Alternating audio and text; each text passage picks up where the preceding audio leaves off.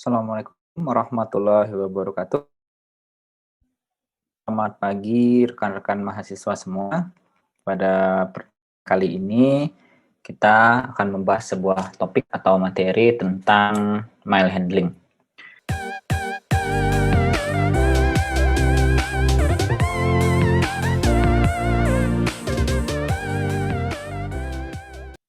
Mail handling merupakan salah satu bagian kecil sebenarnya dalam proses pengolahan arsip. Kita sudah mempelajari kemarin ada konsep manajemen kearsipan, perbedaan arsip dan dokumen. Nah, mail handling ini merupakan dokumen yang disimpan oleh sebuah perusahaan yang sewaktu-waktu perlu ditemukan kembali karena mempunyai nilai dinamis yang harus digunakan dalam melakukan pertimbangan-pertimbangan tertentu. Untuk lebih jelasnya, kita akan masuk ke materi langsung. Nah, sebelum itu tujuan pembelajaran hari ini, saya harapkan dengan mahasiswa mempelajari tentang mail handling, bisa mengerti alur masuk dan keluar surat, khususnya surat dalam sebuah dokumen. Dan tidak lupa nanti pada beberapa pertemuan ke depan kita akan melaksanakan praktek secara kelompok tentang pengelolaan arsip. Secara kronologis, yang pertama, kedua ada abjad, ketiga ada nomor, keempat ada subjek, dan kelima ada wilayah dan geografis. Semuanya akan kita gunakan secara elektronik, dan yang terakhir adalah praktek kearsipan menggunakan program eRISE yang sudah kami kembangkan. Proses penanganan surat masuk dan keluar atau mail handling, pengolahan surat, merupakan sebuah upaya yang dilakukan oleh sebuah perusahaan, di mana perusahaan itu dalam menangani surat masuk dan keluar itu mempunyai sebuah sistem. Surat masuk, singkatnya atau simpelnya, merupakan surat yang kita terima oleh perusahaan kita yang berasal dari seseorang atau orang yang di luar organisasi atau organisasi di luar dari kita. Surat masuk bisa saja ditulis oleh seorang pegawai, kemudian dikirim ke kita, itu namanya surat masuk, atau orang lain di luar pegawai yang mengirim surat ke kita, atau organisasi lain yang mengirimkan ke kita. Kemudian surat keluar, simpelnya adalah surat yang dikeluarkan dari organisasi atau perusahaan tempat kita bekerja. Nah, surat keluar bisa saja diterima oleh pegawai sendiri, misalnya surat teguran, surat kenaikan pangkat, surat edaran, surat pengumuman, dan lain sebagainya, atau surat yang dikeluarkan memang untuk orang di luar lingkup organisasi kita. Misalnya surat penawaran, surat penagihan, terus surat kerjasama, dan lain sebagainya. Nah, surat masuk dan surat keluar merupakan salah satu contoh arsip yang dinamis pada tahun berjalan. Misalnya, pada tahun 2021 bulan Maret, surat-surat yang keluar di bulan Maret dan surat yang masuk di bulan Maret itu merupakan arsip dinamis. Karena kenapa dibilang dinamis? Karena masih senantiasa digunakan, masih bulan berjalan, kira-kira seperti itu. Nah, pola penanganan administrasi pada ruang lingkup manajemen kearsipan di perusahaan, khususnya terkait mail handling, menggunakan dua pola utama. Yang pertama merupakan pola sentralisasi, dan yang kedua merupakan pola desentralisasi. Sentralisasi merupakan pola penanganan berkas yang dilakukan secara terpusat, atau bahasa kasarnya khusus cuman unit atau bagian tersebutlah yang mengelola surat tanpa dicampuri oleh unit-unit yang lain. Tidak ada subunit, dia hanya satu unit saja yang mengelola surat. Contohnya kalau di sekolah, hanya ada satu unit yang mengelola surat, yaitu di TU. Kira-kira seperti itu. Biasanya sentralisasi pengurusan surat, khusus surat ya, atau berkas, pada sebuah lingkup organisasi yang kecil, itu biasanya sentral. Nah, berbeda dengan organisasi yang lingkupnya besar, biasanya pengurusan surat masuk atau surat keluar atau dokumen biasanya bisa berupa desentralisasi. Artinya, pola penanganan berkas yang dilakukan di setiap bagian itu langsung dilakukan oleh unit terkait. Misalnya saja di Fakultas Ekonomi itu punya unit pengolahan berkas atau arsip sendiri. Di Fakultas Teknik juga punya. Di Fakultas Ilmu Sosial juga punya sendiri. Di Fakultas Ilmu Pendidikan juga punya. Di Fakultas Ilmu Keolahragaan juga punya. Di Fakultas MIPA juga punya. Di Fakultas Bahasa dan Seni juga punya. Jadi ciri-ciri desentralisasi biasanya pola pengolahan surat yang dilakukan oleh unit-unit pada perusahaan besar atau organisasi yang lingkupnya besar. Oke, di antara berbagai macam surat yang dikelola, ada berbagai jenis-jenis yang bisa diklasifikasikan sebagai berikut. Yang pertama, berdasarkan wujudnya, kemudian ada berdasarkan isinya, terus ada berdasarkan jumlah penerima.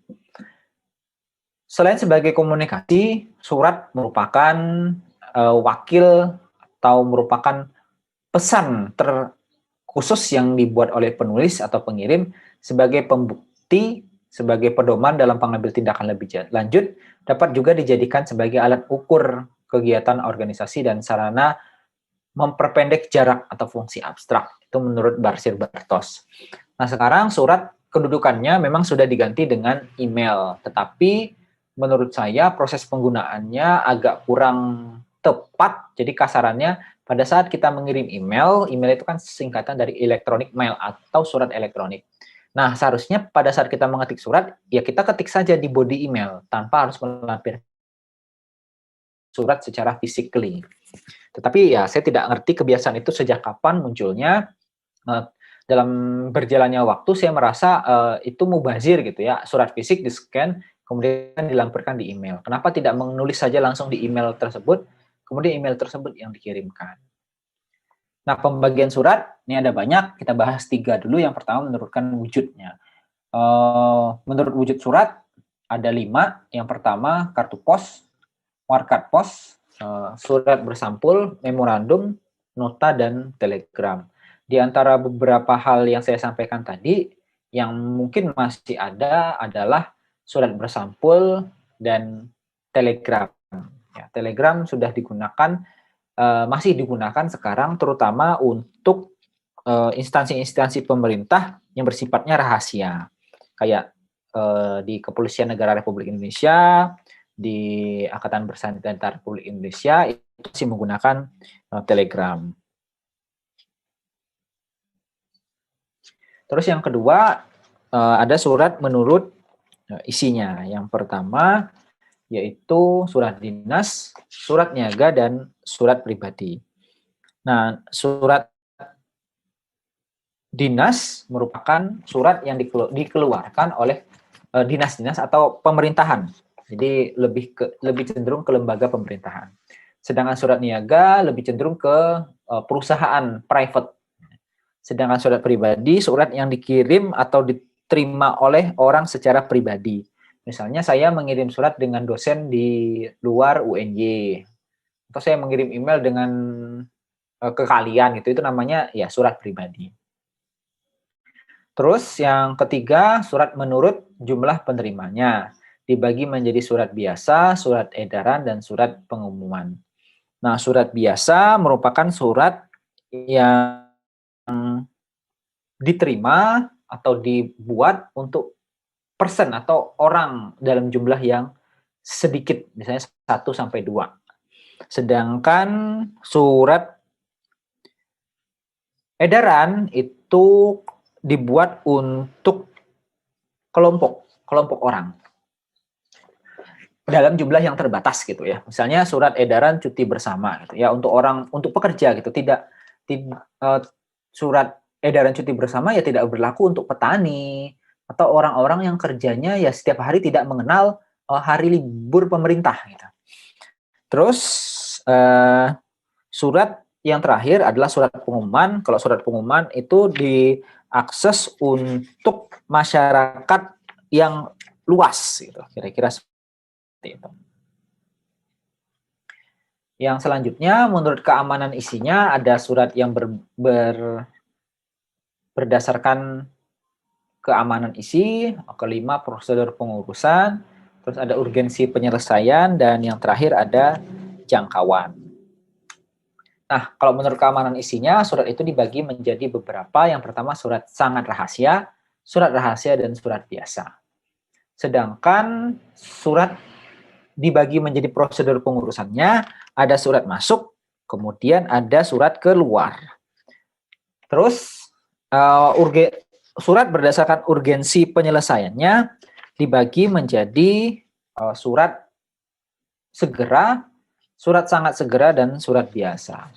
Kita ngambil dari surat sangat segera atau surat surat sangat segera gitu. Surat sangat segera itu surat yang prioritas penyelesaiannya di atas surat segera dan biasa. Ini seperti ini. Kalau seandainya ada surat yang berlabelkan sangat segera, tertumpuk di antara tumpukan surat biasa, berarti surat yang pertama kali kita ambil untuk diproses adalah surat sangat segera. Apabila surat sangat segera tertumpuk di antara surat sangat segera, segera, dan biasa, berarti yang pertama kali kita ambil di surat sangat segera. Kemudian apabila surat tertumpuk ada surat segera dan surat biasa, berarti yang pertama kali kita ambil adalah surat segera. Nah, apabila yang tertumpuk adalah surat biasa, kita bisa saja mengambilnya secara random. Nah, untuk membedakannya seperti itu. Kemudian ada surat berdasarkan jangkauan. Yang pertama surat internal, jadi surat yang menjangkau wilayah internal atau hanya perusahaan kita saja. Yang kedua ada surat yang menjangkau wilayah eksternal. Jadi dari kita ke orang lain di luar perusahaan. Nah, proses penanganan surat masuk ada dua. Yang pertama menggunakan cara lama, yaitu buku agenda. Jadi proses pencatatan buku agenda dilakukan dengan cara memisahkan penggunaan buku agenda masuk dan buku agenda keluar. Dan biasanya juga satu buku agenda ada yang membedakan tahunnya, jadi satu buku agenda itu 1 tahun, ada juga yang tidak.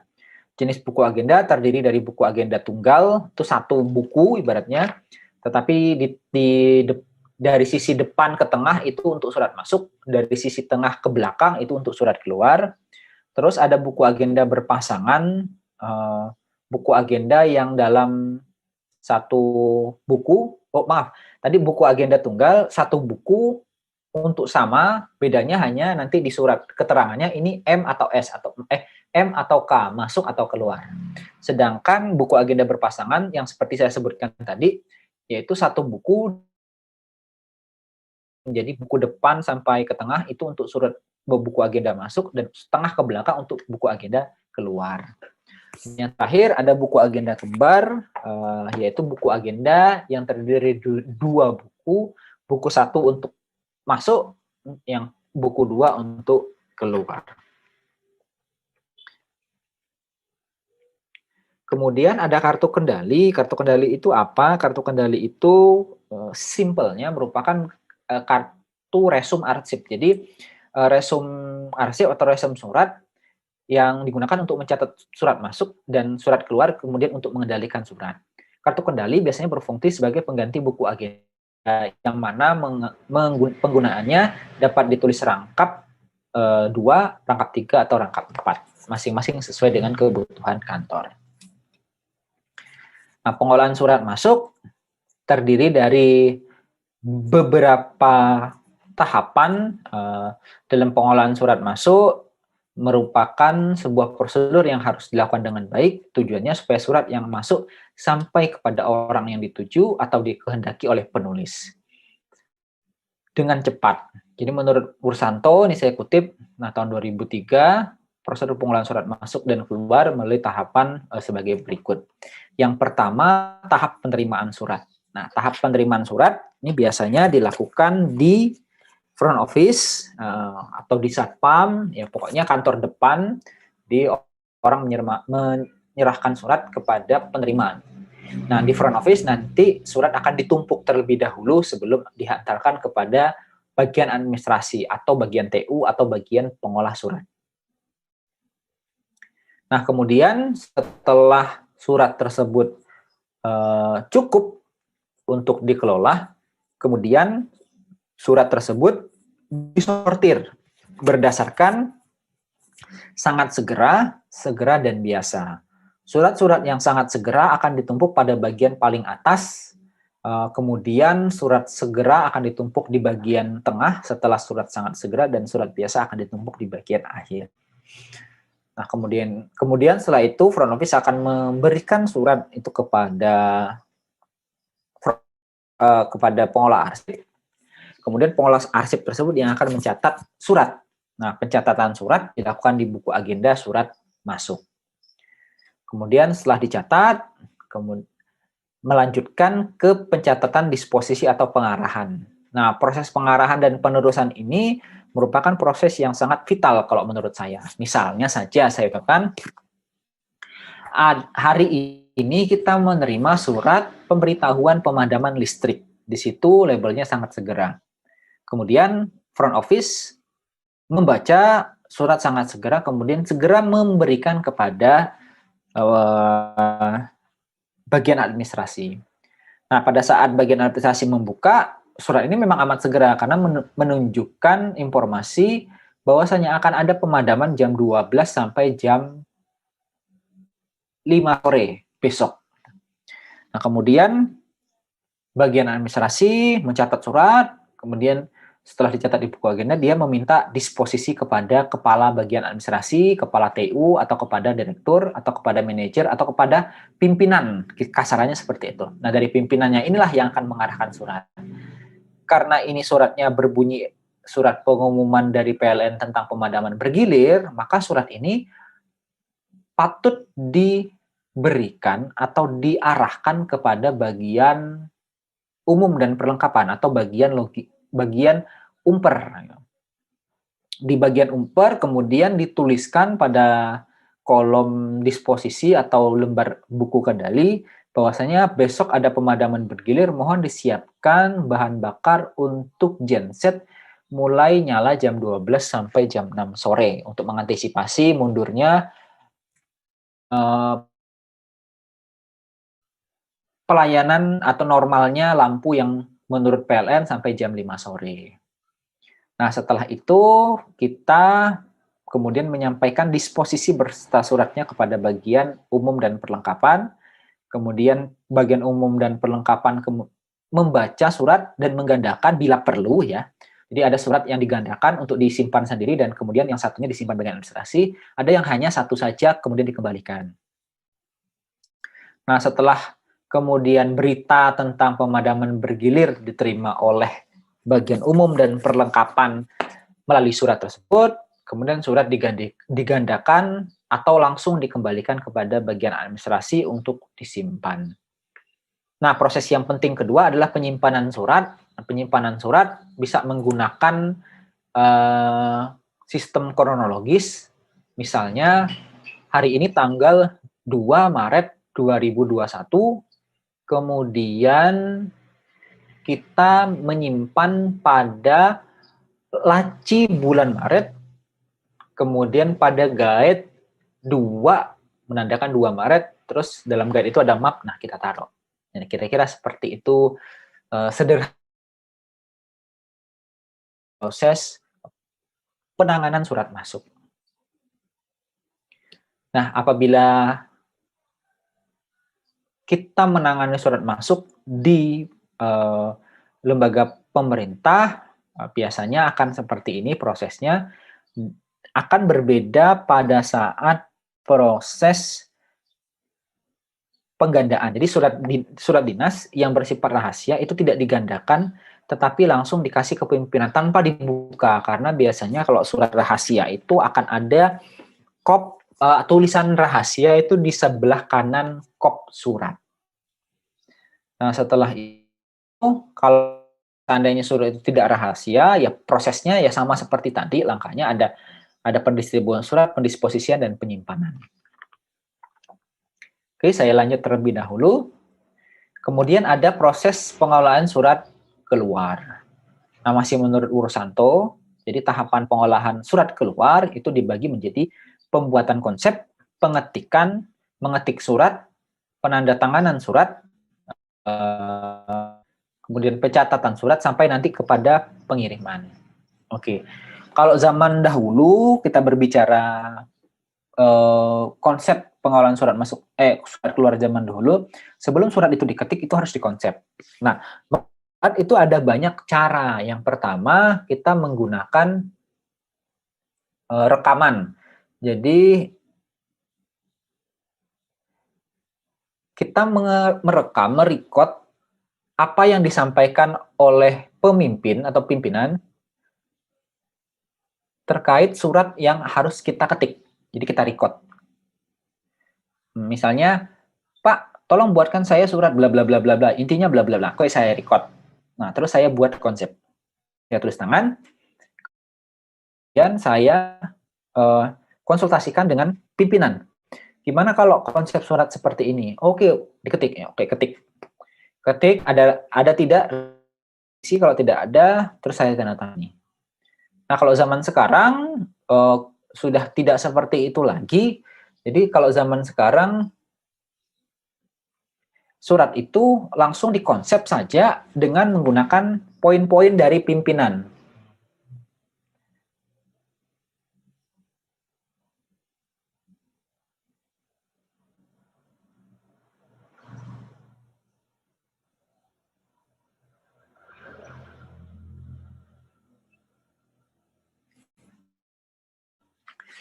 Nah, jadi pada saat pimpinan memberikan sebuah perintah, kita langsung mengetik, terus kita mengkonsultasikan surat. Betul nggak seperti ini, Bapak? Oke, kalau betul, langsung tanda tangan. Kalau kurang, kita ketik, kita perbaiki. Nah, ada juga cara zaman dulu, kita menulis pakai stenografi, apa pesan yang ingin disampaikan oleh pimpinan, kita ketik, kemudian kita konsultasikan, kalau ada salah, kita ketik lagi sampai itu benar, baru ditandatangani. Nah, setelah proses penandatangan, surat ke dalam buku agenda surat keluar. Nah, yang terdiri dari ada nomor dan lain sebagainya. Nah, sebelumnya kita harus mengisikan nomor surat dengan cara memesan terlebih dahulu nomor surat keluar. Jangan sampai pada saat kita sudah mengetik surat, nah yang benar itu kita memesan nomor, terus kemudian nomor surat tersebut, kemudian kita bubuhkan ke surat. Nah, kalau yang paling bagus itu menggunakan surat elektronik yang berbasis aplikasi, sehingga nomor surat itu otomatis oleh sistem. Setelah dicatat, kemudian surat tersebut akan dikirim kepada penerima. Sebelum dikirim, surat bisa difotokopi, kemudian yang satu dikirim, kemudian yang satu disimpan menurut sistem yang kita gunakan. Selesai. Nah, kira-kira seperti ini apabila ada pengolahan surat keluar di dinas atau instansi. Yang pertama dimulai dari perintah instruksi membuat surat. Terus kita buat konsep surat, persetujuan konsep surat, minta nomor, kemudian kita ketik dan teliti surat. Setelah diteliti, tidak ada kesalahan, minta tanda tangan, kemudian dicatat. Dicatat, kita kasih tembusan, terus asli kita kirim, tembusannya kita kasih ke arsiparis untuk diarsipkan. Tembusan itu biasanya kopi surat yang digunakan untuk berkas, entah itu yang bersangkutan. Kalau dalam konsep ini, berkas tembus surat itu gunanya sebagai salah satu kopi surat untuk disimpan sebagai pembuktian. Nah, ada beberapa surat yang bisa tembusannya ada banyak, misalnya surat SK pengangkatan PNS saya, itu tembusannya untuk rektor, untuk dekan, terus untuk saya sendiri pribadi, untuk bagian kepegawaian dan lain sebagainya. Ya tergantung suratnya masing-masing. Oke, ini adalah peralatan mail handling, sama seperti materi yang minggu yang lalu terkait peralatan arsip. Ada spidol file, ada file kabinet, open shape file, ada lateral file, lemari kardek, ada micro record file, terus tray filing cabinet, rotary filing cabinet, combi flag file, map, guide, kartu kendali, kartu pinjam arsip, lembar disposisi, stapler, buku agenda, surat, dan buku ekspedisi. Jadi bisa saya simpulkan pada pertemuan hari ini bahwa penanganan surat masuk dan keluar sepenuhnya tergantung sistem yang akan digunakan. Mau sentralisasi atau desentralisasi, masing-masing ada keuntungannya. Apabila sistem yang dipilih adalah sentralisasi, maka semuanya akan terlihat lancar, namun apabila menggunakan sistem desentralisasi, ada proses yang harus dilakukan secara double. Jadi logikanya seperti ini, kalau tersentral berarti surat itu hanya diurus dari situ saja, baik masuk atau keluar. Kalau kita mau minjam, ya ke bagian TU itu gitu, tidak ke yang lain. Tapi kalau proses desentralisasi seperti di universitas, masing-masing fakultas itu punya arsip sendiri. Jadi kita untuk mencari arsip itu harus dari universitas ke fakultas. Begitu juga untuk ngirim surat, bisa saja kita langsung masuk ke fakultas, tetapi harus sesiakan juga ke universitas. Begitu untuk hari ini, materi yang singkat ini. Untuk praktek nanti dimulai dari pertemuan minggu depan, kita akan mencoba untuk praktik, baik itu secara sinkron maya ataupun asinkron. Apabila ada pertanyaan, saya persilahkan untuk bertanya di kolom chat di YouTube. Terima kasih. Ketemu lagi di video-video pembelajaran selanjutnya. See ya!